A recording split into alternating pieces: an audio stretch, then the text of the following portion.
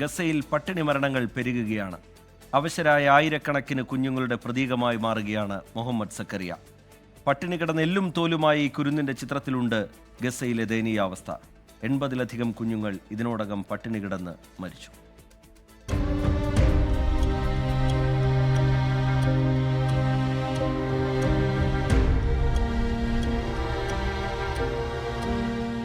മുഹമ്മദ് സക്കറിയ എന്ന കുട്ടിയും കുടുംബവും വടക്കൻ ഗസയിൽ നിന്ന് ജീവനും കൊണ്ട് പലായനം ചെയ്തവരാണ്.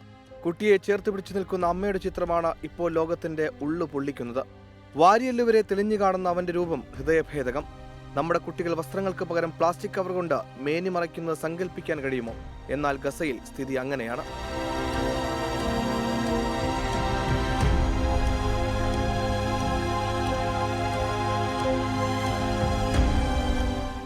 ഗസയിലെ 5-ൽ 1 കുട്ടി പോഷകാഹാരക്കുറവ് മൂലം മരിക്കുന്നതായാണ് കണക്കുകൾ.